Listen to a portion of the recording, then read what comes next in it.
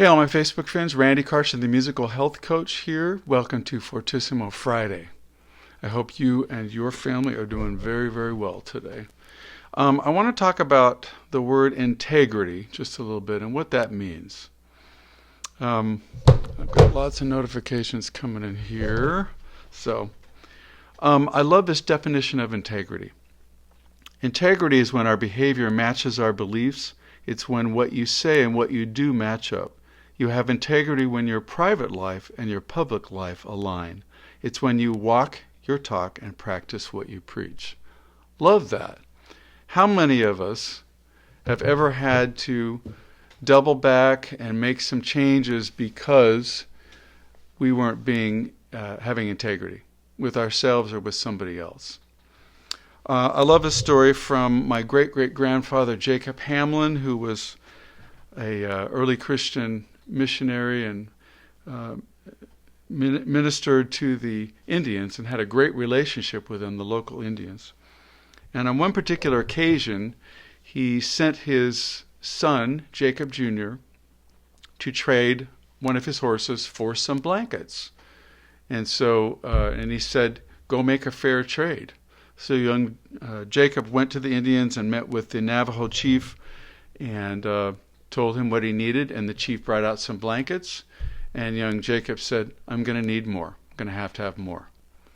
So the chief brought out more blankets, and young Jacob rolled them all up, took them on his horse back to his dad, and his dad said, that's too many. You need to take some back. So with chagrin, I'm sure that Jacob Jr. Went back to the chief, and here's what the chief said to him. I love this. I knew that you would come back. I knew that Jacob would not cheat me.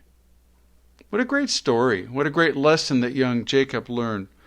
I love the story of Rosa Parks and how she had personal integrity and believed that she wasn't any less important than anybody else on that bus. And so she refused to sit anywhere where according to the law, if you're black, you're supposed to sit at the back of the bus. And she refused to do it. So she wouldn't move. So ultimately, her actions were an amazing thing because it led to a 1956 Supreme Court decision to ban segregation on public transportation. Awesome. And her courageous act of integrity went on to spark the civil rights movement. What an inspiration that is. There's so many wonderful stories throughout history of people who have made such a difference like that.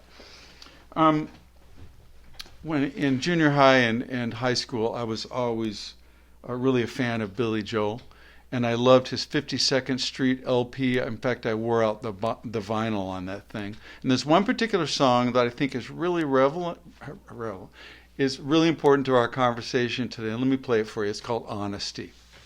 Here we go.